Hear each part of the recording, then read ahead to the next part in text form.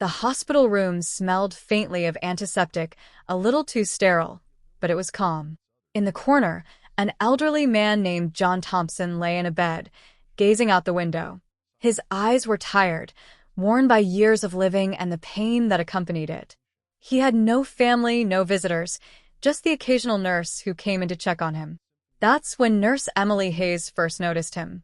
At first, Emily saw John as just another patient, quiet, lonely, and resigned to his fate. She was used to caring for patients who had no one, but as she spent more time with him, a strange connection formed between them. Something deeper than just the typical nurse-patient relationship. "John," she'd call softly, entering his room each day. "How are you feeling today?" And he'd give her the same response, a weak smile and a soft, "Better. Thank you, Emily." But Emily could sense there was something different about him, something beneath the surface. It wasn't just that he was alone. It was as though he was carrying the weight of something far greater. Emily, in her late 30s, had seen many patients come and go, but there was something about John that stayed with her. His eyes, so full of stories he wasn't ready to share, haunted her.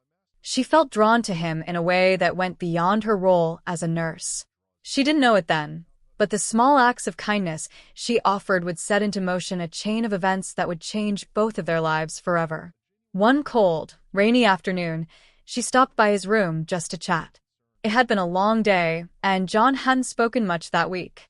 He was tired, as usual, but something seemed different about that day. "John," she said, trying to break the silence, "have you thought about what you'd like for dinner?" To her surprise, he looked up at her with a spark of recognition in his eyes. "You're always so kind to me, Emily," he said softly. "But there's something I have to tell you, something you won't believe until the time is right." Emily paused. There was something in his voice, a weight behind his words that sent a chill down her spine. "What do you mean?" she asked, her voice barely above a whisper. John smiled faintly, his eyes distant, as if looking into another time, another life. "One day, Emily, I will leave you something that will change everything you think you know. But not yet, not yet." Emily felt a shiver run through her, but she brushed it off. She had heard strange things from patients before, odd premonitions, cryptic statements, but there was something about John's words that felt different. Like he was speaking from a place she couldn't yet understand. Days turned into weeks, and Emily continued her care for John, always with that same feeling lingering in her chest. But she had no idea that she was about to learn something that would forever alter her life, and she would never forget this strange, almost eerie conversation. Months passed, and Emily continued to visit John every day. It became a routine for both of them. She'd check his vitals, adjust his medication, and make sure he was comfortable. But there was always that unspoken connection between them, an invisible thread tying them together. They never spoke much about it, but she couldn't ignore the strange sense of destiny she felt each time she entered his room. John, however, began to show subtle signs of improvement. There were days when he seemed stronger, a little more animated. But still, his words about the gift he would one day give her stayed with Emily. They hovered in her mind like a mystery she couldn't solve. One day, in early spring, Emily was working late.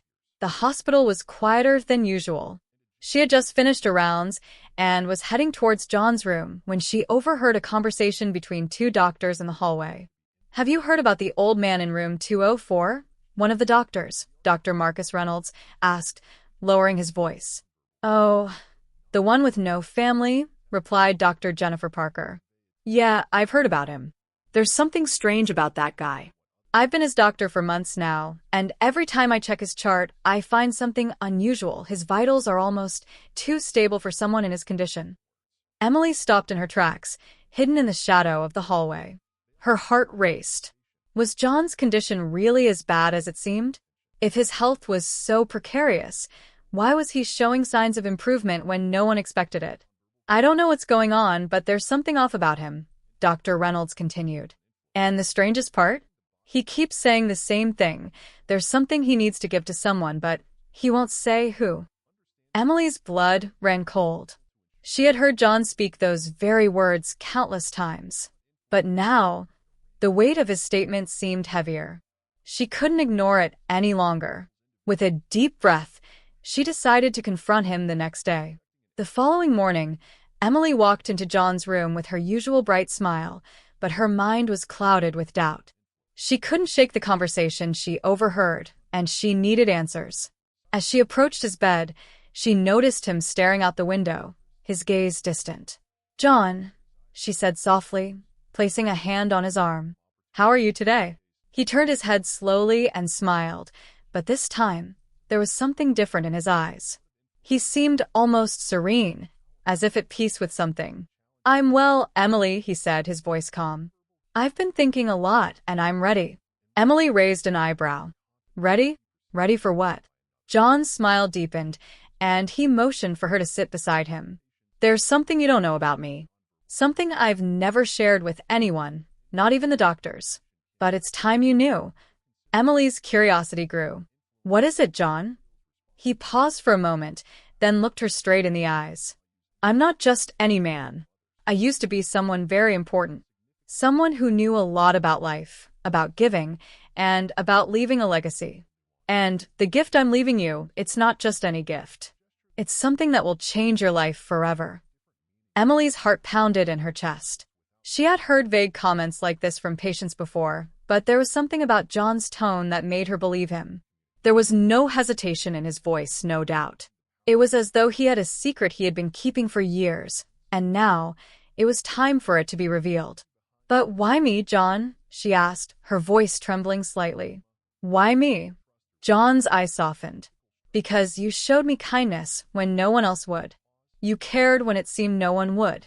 And now, you're the one who deserves to know the truth." As Emily sat there, listening to John's words, something deep inside her shifted.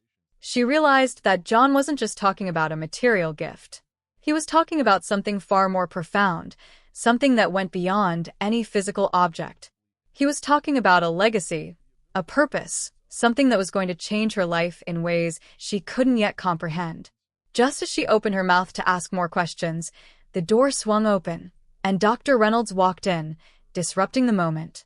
"I'm sorry to interrupt," he said, looking between the two of them.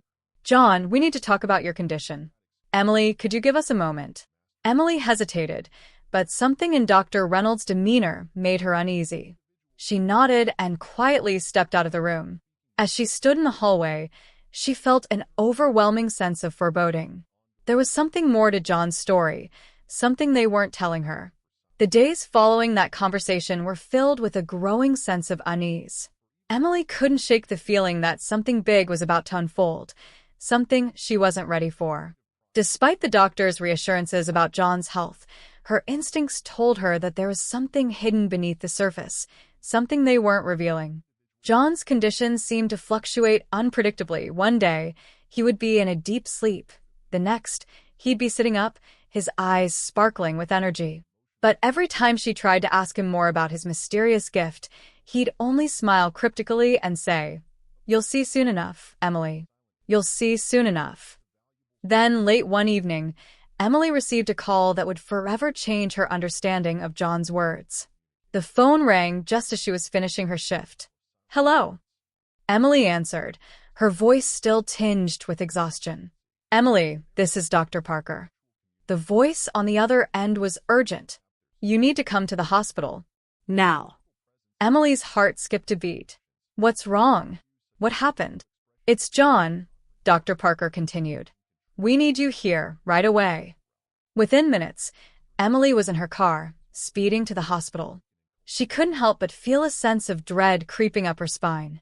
Something was terribly wrong, and she knew in her gut that this was the moment she had been dreading. The moment when everything would change.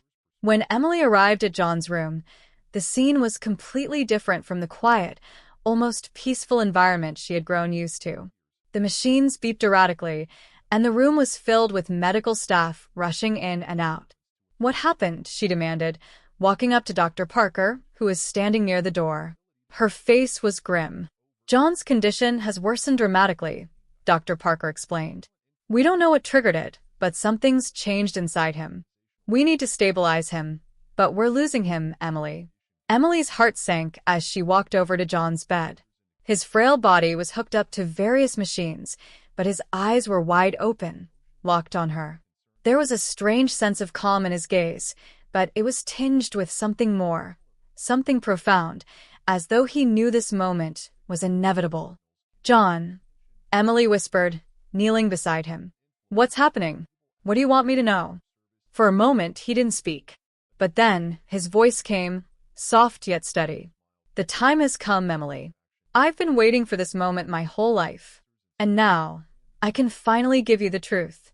Emily leaned in closer, her breath catching in her throat. "What truth, John?" John's smile deepened, but there was an air of finality about it. "The gift I'm leaving you, it's not something you can see or touch. It's a message, Emily. A message from a time long past. A secret that has been hidden for generations. And you are the one who will uncover it." Emily felt her heart race as she tried to process his words. "What do you mean? What secret? How can I uncover it?" John's eyes shimmered, and he motioned for her to come closer. "In my youth, I was part of something greater than you can imagine. I wasn't just a nurse, Emily. I was a keeper of knowledge, the knowledge that has been passed down through the ages. But now I am the last one left, and it is you who will carry it forward. You'll find the clues, piece them together, and you will unlock a truth that will change the world." As Emily struggled to comprehend his words, she noticed something strange. John's body seemed to be growing weaker with every passing moment. But his eyes remained intense, as if he were trying to impart something critical before it was too late. "Wait," Emily said, taking his hand. "What clues? Where are they?" John's grip tightened for a moment, and then, with a sigh, he let go of her hand.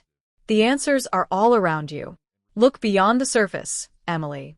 You'll know what to do when the time comes." As soon as he finished speaking, his body seemed to go limp, the life force draining from him. Emily stood there in shock, staring at him, unable to move. The doctors around her were frantically trying to resuscitate him, but it was clear that John's time had come. Hours passed. The doctors did everything they could, but it was no use. John Thompson passed away that night, leaving behind a trail of questions that Emily couldn't begin to answer. She was devastated, but the words he had spoken to her echoed in her mind, replaying over and over again. "The gift I'm leaving you." What did it mean? What was the message? She didn't know, but something inside her told her that John hadn't just been speaking figuratively. There was something more, a deeper truth that she had yet to uncover. As she sat in the hospital waiting room, staring blankly at the wall, a nurse came in holding a small envelope. "This was left for you," the nurse said, placing the envelope on the table in front of her. It was with his things. Emily's hands trembled as she opened the envelope. Inside, she found a letter, written in John's handwriting. "To Emily, the one who will understand. If you are reading this, then you have already started on the journey that will lead you to the answers.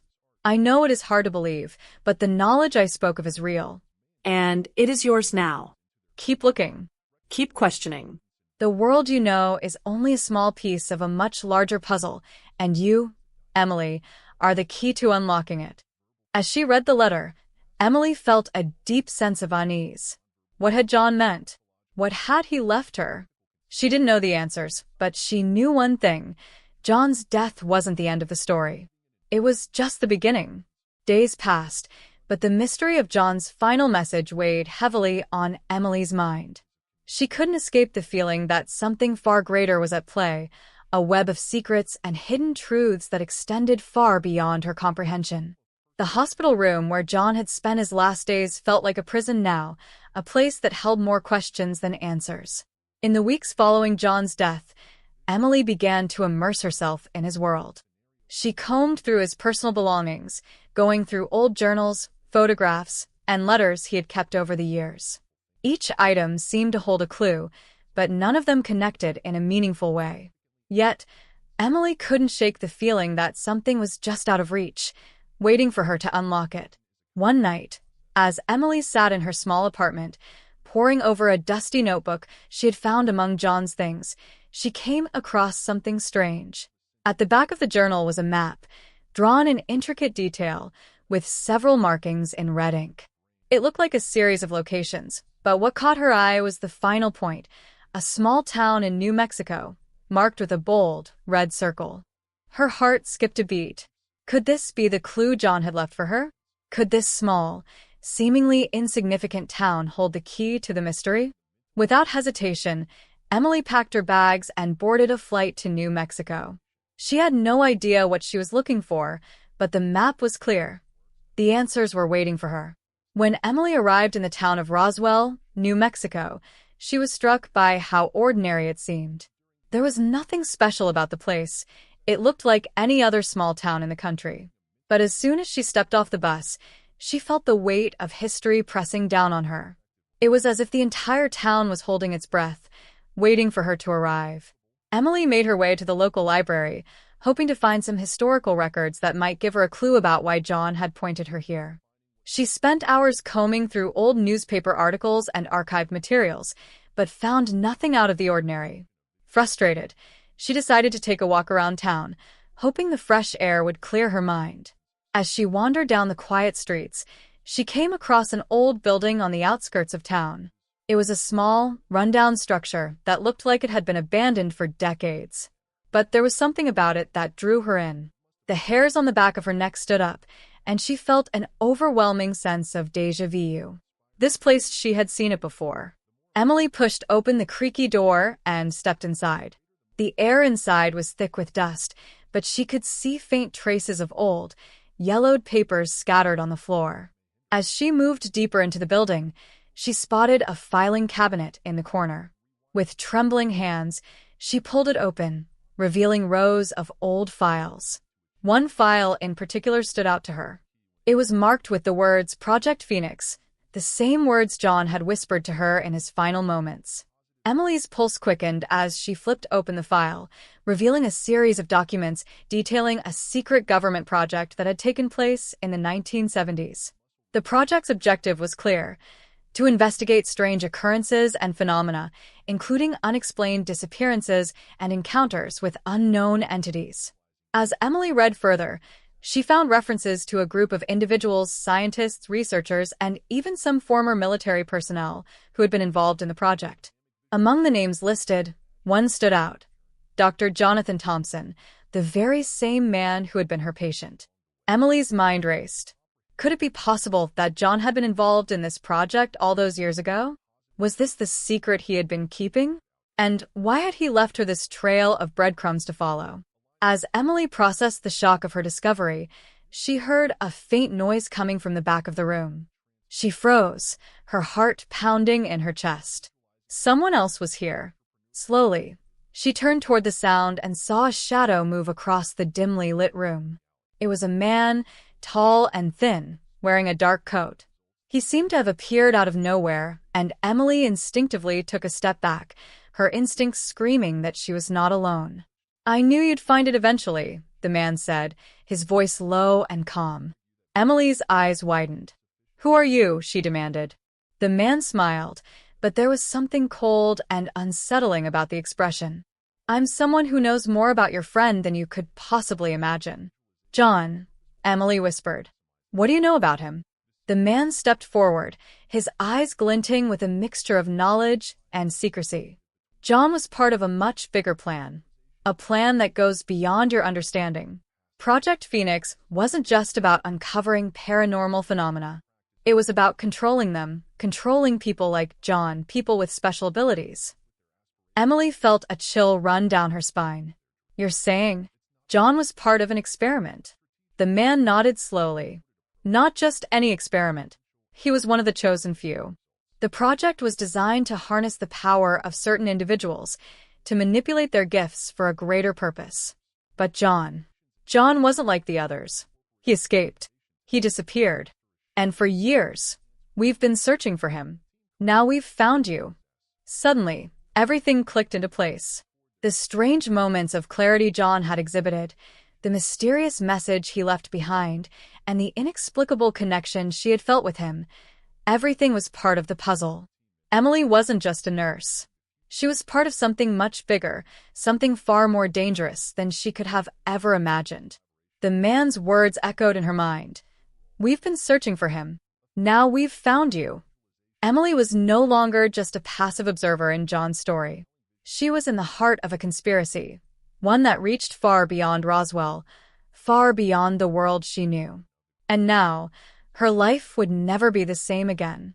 The man's words hung in the air like a dense fog, choking the very life out of Emily's ability to think clearly. What had she just gotten herself into? She had been caught in a whirlwind, dragged into a conspiracy larger than she could have ever imagined.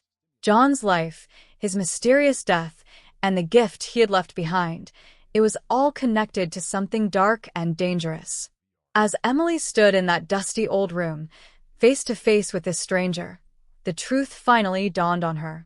John's final message wasn't just a farewell, it was a warning. He had been part of something far beyond medical treatment, something hidden from the public eye for decades. But now, Emily knew too much. The secret was no longer confined to the shadows, and the people who had orchestrated it wouldn't stop until they silenced anyone who knew the truth. With a trembling hand, Emily clutched the file, its contents heavy with secrets. "What do you want from me?" she asked, her voice barely a whisper, but the fear behind it undeniable. The man's eyes softened, but the coldness never left his gaze. "We need you, Emily.